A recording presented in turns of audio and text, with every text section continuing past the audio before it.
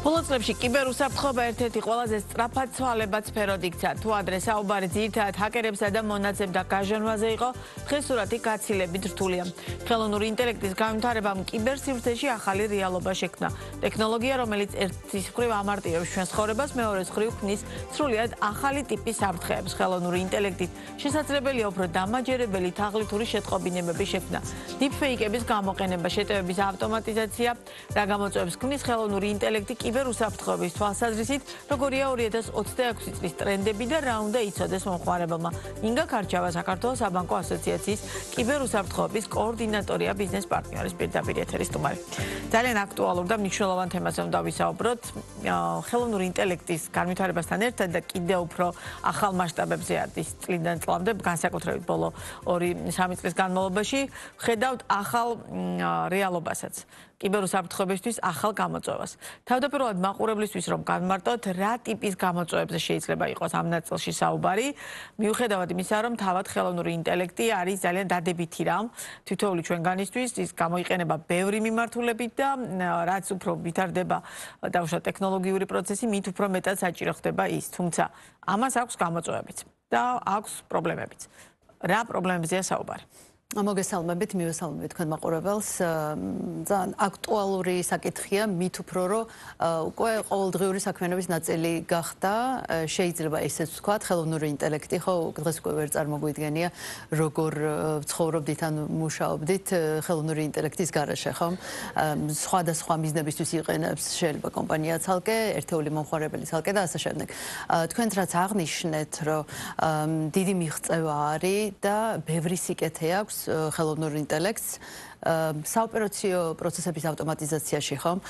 უპირველეს ყოვლისა ეს არის რუტინული ყოველდღიური საქმიანობის ავტომატიზაცია, რაშიც უშუალოდ ადამიანის ჩართულობა აღარ არის საჭირო და მისი თქვა რესურსი შეიძლება ცოტა უფრო სხვანაირი, ეს თქვა საქმიანობისთვის, უფრო თქვა ანალიტიკური საქმიანობისთვის გამოიყენოს, ხო, კომპანიამ და ასე შემდეგ. გარდა იმისა, რომ საოპერაციო პროცესების ავტომატიზაციაში ეხმარება ორგანიზაციებს ხელოვნური ინტელექტი, ასევე კიბერთავდაცვითის შესაძლებლობების გაძლიერებაშიც. ბევრი კიბერთავდაცვითი ხელსაწყო იყენებს ხელოვნურ ინტელექტს იმისთვის, რომ ადრეულ ეტაპზე მოახდინოს კიბერშეტევის იდენტიფიცირება და პრევენცია. ასევე თაღლითური შემთხვევების იდენტიფიცირება ადრეულ ეტაპზე და ეხმარება ბევრ ფინანსურ ინსტიტუტს თუ სხვა სექტორებშიც. მაგრამ გარდა იმისა, რომ ხელოვნური ინტელექტის შესაძლებლობები, ესე ვთქვათ, კარგი და ეფექტური აქტივობისთვის მიმართავს ხო ორგანიზაციები, ეს მიღწევა ხელოვნური ინტელექტი და გენერაციული ხელოვნური ინტელექტი, ვინაიდან ფართოდ არის მისაწვდომი, ასევე კიბერთაღლითებისთვის არის ხელმისაწვდომი, ხო? და რას ვიხილავთ ამ წელს? სწორედ ხელოვნური ინტელექტის გამოყენებით უფრო დახვეწილი იმდენად დახვეწილი, ვთქვათ, იქნება ეს შინაარსობრივად კონტექსტის გათვალისწინებით. ასევე კონკრეტული პირის აუდიო და ვიზუალური მონაცემების გამოყენებით თქვენ აღნიშნეთ, ხო, დიპფეიკები. კი ბატონო. ამის მეშვეობით უფრო, ვთქვათ, მაღალი ხარისხის ფიშინგ შეტევები და სოციალური ინჟინერია ორგანიზაციებზე. იმდენად დახვეწილია სწორედ ხელოვნური ინტელექტის ტექნოლოგიის გამოყენებით ეს შეტევები, რომ ერთეული მომხმარებლისთვის და არც თუ ისე ვთქვათ გამოუცდელი მომხმარებლისთვის უკვე გაცილებით რთული ხდება იმის გამიჯვნა, რამდენად რეალური და ლეგიტიმური არის მოთხოვნა პირობითად ორგანიზაციაში, რომელსაც აქვს სახელშეკრულებო ურთიერთობა რამდენიმე კომპანიასთან და ერთი და იგივე ტიპის პირობითად ინვოისის მოთხოვნა მოდის ან კონკრეტული მომსახურებისთვის საფასურის მოთხოვნა და ასე შემდეგ.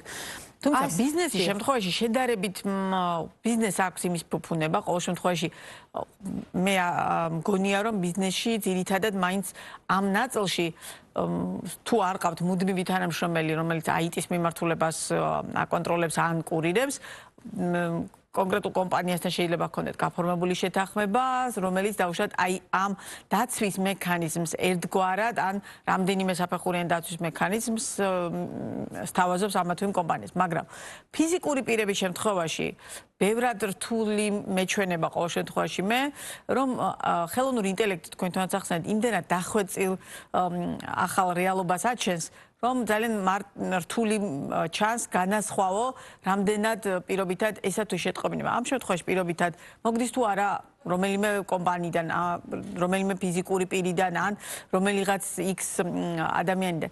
აი ასეთ შემთხვევაში რა შვრება მომხმარებელი და თუნდაც ბიზნესის ან მომხმარებლის შემთხვევაში არსებობს თუ არა თავდაცვის რაიმე ტიპის მექანიზმი მიუხედავად იმისა, რომ ძალიან კარგად ხვდები, რომ ხელოვნური ინტელექტის პირობებში ესე აბსოლუტურად იმის თქვა, რომ ყველანაირი თავდაცვის მექანიზმს რეალურად შესაძლებელია გამოვიყენოთ, მგონია რომ თლად არ იქნება რელევანტური. პირველ რიგში ის უნდა აღვნიშნოთ, რომ თუ კი მომსახურება ამ პროდუქტი არის ინტერნეტთან დაკავშირებული, ხომ იმას თან ახლავს კიბერრისკი.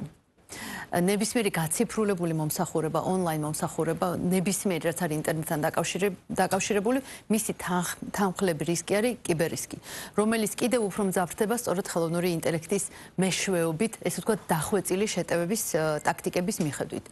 ამ ნაწილში იგივე რჩება, ესე ვთქვათ, ბრძოლის მექანიზმები ამ შემთხვევაში მხოლოდ ადამიანის, ესე ვთქვათ, დისციპლინირებული კიბერჰიგიენა უნდა გამოვიყენოთ, სხვა არაფერი არ მოქმედებს. და რა იგულისხმება ამ კიბერჰიგიენაში? პირველი, რაც ჩვენ ადრეც გვისაუბრია, ხომ, რომ ყოველთვის უნდა დავაკვირდეთ, რამდენად ჩვენ ვართ ინიციატორი, რადგან იმაზე ვსაუბრობთ, რომ ხელოვნური ინტელექტის გამოყენებით უფრო ესე იგი დახვეწილი და რთულად გარჩევადი ფიშინგ შეტევები იქნება, რომლის მიზანი არის მიმღებისგან გარკვეული ინფორმაციის გამოძალვა, ხომ? ეს ინფორმაცია შესაძლებელია იყოს ფინანსური ინფორმაცია, ინტერნეტ ბანკში შესასვლელი მონაცემები, საბარათე მონაცემები და ასე შემდეგ. პირველი ყოველთვის უნდა დავფიქრდეთ, რამდენად ჩვენს მიერ არის ინიცირებული ესა თუ ის შეტყობინება. მეორე, ყურადღებით უნდა ვიყოთ იმასთან, თუ რომელ სივრცეში ხდება ამ ინფორმაციის მიღება. შეიძლება ჩვენ საუბრობდეთ გარკვეული ონლაინ სერვისის მიღებას, თუნდაც ბანალურად ყოველთვიური, ესე ვთქვათ, ფიქსირებული ხარჯებზე არის საუბარი, მაგალითად კომუნალურის გადახდა, ან სასაცხოვ ვალდებულების ყოველთვიური გადახდა და ასე შემდეგ. ყოველთვის უნდა ვიფიქროთ იმაზე, რომ ჩვენთვის უკვე ნაცნობ სივრცეში გავაგრძელოთ ამ რუტინული საქმიანობის წარმართვა. მაგალითად, კომუნალურებს ვიხდით, ინტერნეტ ბანკი თქვენ, თვითმომსახურების ტერმინალით ან მობილ ბანკით. ჩვენ ვიცით, რომ ჩვენ ვიღებთ თქვა ჩვენს მოწყობილობას, მობილური ტელეფონი იქნება, ლეპტოპი თუ სხვა, გავდივართ ავტორიზაციას და იმ სივრცეში ვიხდით ამა თუ იმ თქვა ვალდებულებას ან გადასახადს და ასე შემდეგ. ეს არის ძალიან მარტივი წესი, რომელიც არ იცვლება. აქ მთავარი არის ის, რომ მესამე მხარისგან მოწოდებული, თუნდაც თქვა იქნება სოციალური ამა თუ იმ სოციალური პლატფორმით თუ შემთხვევით ამომხტარ რეკლამათო მოწოდებას არ მიუყვეთ და იქ არ შევიყვანოთ მონაცემები. ეს ეხება არა მარტო თქვა რუტინულ საქმიანობას ჩვენსაც რაც აღნიშნე, ხო?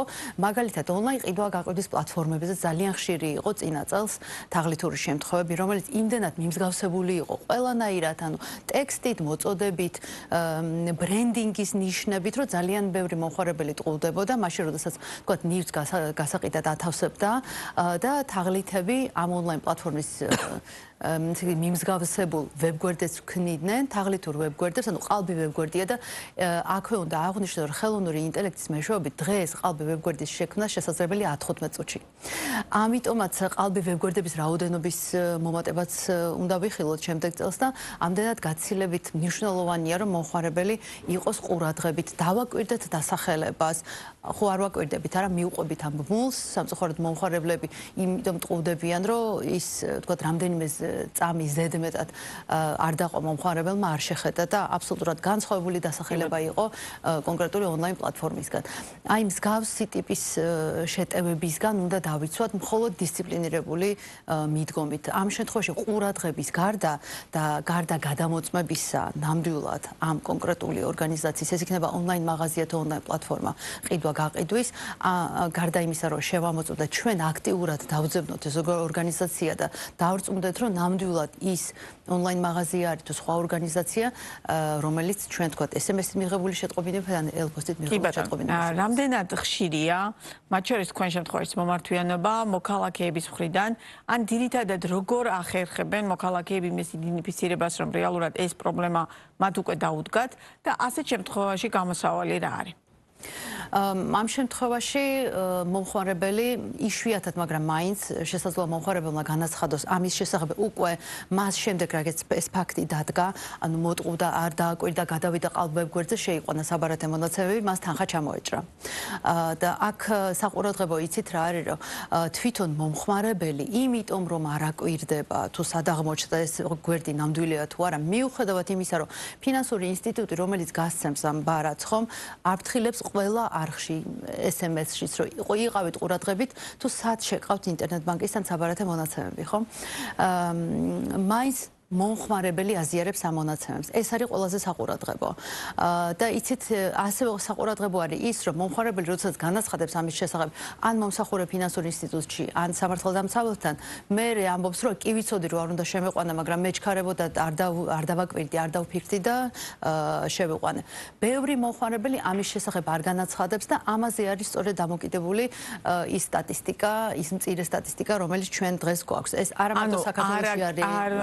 არ განაცხადა, არ საუბრობენ ამაზე, იმიტომ რომ აქ კულტურული მომენტიც არის, ბევრისთვის უხერხული ამათ ბარათიდან გეჭრება თანხა, ამ შემთხვევაში გაგრძელება რაღაცა სხვა აქვს? აუცილებლად ფინანსურ ინსტიტუტში უნდა განაცხადოს და ფინანსურ ინსტიტუტში, რა თქმა უნდა, ამის შესახებ განაცხადებს და ეს არის სწორი ქცევა ნებისმიერი მომხმარებლისთვის და აქვე უნდა აღვნიშნოთ, რომ ეს არ არის იშვიათი შემთხვევა და გაუფრთხილებლობით შეიძლება ნებისმიერ მომხმარებელსაც შეემთხვას ასეთი შემთხვევა, ამიტომ აუცილებლად პირველ რიგში უნდა განაცხადოს მომსახურე ფინანსურ ინსტიტუტში, თუ მის ხელთ არსებულ, თუ შესაძლებელია, რომ ინტერნეტ ბანკში შევიდეს და ის ბარათი აუცილებლად უნდა დაბლოკოს, ან თუ ვერ ახერხებს ინტერნეტ ბანკით ან მობილ ბანკით იმ ბარათის მონაცემების დაბლოკას, იმ ბარათის დაბლოკას, რომლის მონაცემები ყალბებ გვერდზე შეიყვანა, აუცილებლად უნდა მიმართოს ფინანსურ ინსტიტუტს, მომსახურე ფინანსურ ბანკს და განაცხადოს, რომ თაღლითურ შემთხვევას აქვს ადგილი. სტატისტიკა როგორია? ბოლო მაგალითად, თუნდაც 2025 წლის მათ ჩვენ მონაცემებზე დაახსნობით. რეალურად საქართველოში ხშირია ასეთი შემთხვევები, ანუ საქართველოს მოქალაქეებს ხშირად აქვთ ამ ტიპის პრობლემასთან საქმე? არის სტატისტიკა მზარდი არის, სტაბილურად მზარდი არის, განსაკუთრებით 2020 წლიდან. ეს შემთხვევა როცა უარყოფითია მზარდი რომ არის, ხო? უარყოფითი მზარდი კი, უარყოფითი ტენდენცია არის, მაგრამ გლობალურადაც ასე არის. ფიშინგ შემთხვევები იზრდება, მავნე კოდით შეტევა ორგანიზაციებში იზრდება, ერთეული შემთხვევები მომხმარებლების იზრდება. ერთ-ერთი მომხმარებელი, რომელსაც მსგავსი შემთხვევა ჰქონდა თქვენს წინ არის და დაახლოებით 2 კვირის წინ მსგავს შემთხვევას შევესწარი, როდესაც მე ვიყავი მომხმარებელი დამიკავშირი და თაღლითი, რომელიც მომიწოდებდა გარკვეულ ვებგვერდზე გადასვლას და ჩვენთვის საინტერესო იყო როგორ დაიხვეწა. შეყევით? კი. და აქ საყურადღებო ის არის, რომ განსაკუთრებით თუ თქვა მაღალი ღირებულების ნივთს ვათავსებთ ონლაინ გაყიდვის პლატფორმაში, დამატებით შეკითხვებს არ შემოდის და ამითაც უნდა მივხვდეთ, რომ არც გეკითხება, თქვათ, რა პირობები არის. მე ვიხდი, უბრალოდ ამ ვებგვერდზე უნდა გადახვიდე და უბრალოდ რაღაც მონაცემები შეიყვანო, კურიერს დაუდასტურო. საყურადღებო იცით რა არის, თუ ადრე, თქვათ, სტატიკური გვერდი იყო, ძალიან მარტივად დამატებითი შეკითხვა არ დამისვა, გადამიყვანა ვებგვერდზე, რა თქმა უნდა, ვერ დავასახელებ ის საკურიერო პლატფორმა, რომლის მიმსგავსებული გვერდი ქონდა გაკეთებული. დამაინტერესა უბრალოდ იმ რეგიონიდან იყო ეს მოთხოვნა, მითითებული იყო, არა ქართული ნომერი იყო გამოყენებული, ესეც საყურადღებო იყო. იმ საკურიერო მომსახურება არ იყო მისაწვდომი იმ რეგიონში, ანუ ბევრი იყო, მაგრამ ნახეთ, რამდენიმე წუთი დავყავე იმისთვის, რომ ნახა და ასევე, თქვა, მსგავსი შემთხვევებისგან სხვა მომხმარებელი რო იყოს დაცული, ამასაც უნდა მივაქციოთ ყურადღება. ასევე საყურადღებო იცით რა არის, რომ საკმაოდ აქტიური გვერდი იყო, ეს თაღლითური ვებგვერდი, სადაც მხარდაჭერით და ბოტიც იყო გამოყენებული, რომელსაც ვკითხე, გარკვეული შეკითხვებიც დავუსვი, მაგრამ საყურადღებო ისიც იყო, რომ სტანდარტული შეკითხვა იყო, როგორც თქვა ჩატბოტი არის სხვა შემთხვევაში. მოკლედ რამდენიმე წუთი რო არ დამეყო და თქვა გაუთვისწინებიერი მომხმარებელი რო ყოფილიყავი, შეიძლება უფრო მარტივად შემეყვანა. და გარდა იმისა, რომ დინამიური ვებგვერდი იყო, გამოხდა ფანჯარა, სადაც პირდაპირ საბარათე მონაცემების შეყვანა ითხოვდა. ხო, ანუ ეს კიდე ერთი დასტური იქნებოდა თქვენთვის.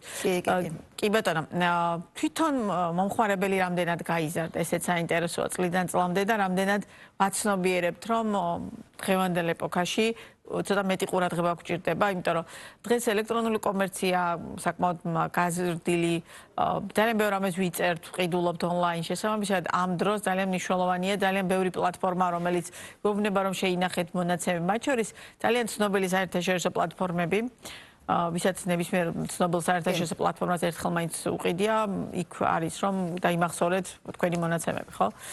და თან გეუბნება რომ არანაირი პრობლემა არ არის ჩვენს პლატფორმაზე თქვენი საბანკო მონაცემების დამახსოვრების. აი ასეთ შემთხვევაში როგორ უნდა მოვიქცეთ, დავიმახსოვროთ თუ არა? სტანდარტული წესია და ნებისმიერი ამ სფეროში მომუშავე ექსპერტი თქვენ გეტყვით, რომ ოქროს წესია, რომ პლატფორმაზე მონაცემები არ შევინახოთ, საბარათო მონაცემები, მაგრამ ჩვენ ხო ყოველთვის საუბრობთ იმაზე, კომფორტი თუ უსაფრთხოება და სადღაც შუაში უნდა შეხვდეს ეს ორი, ხო, კომფორტი და უსაფრთხოება. აი, მაგალითად Facebook-ზე მონაცემის შენახვა არის თუ არა მიზანი შეწონილი.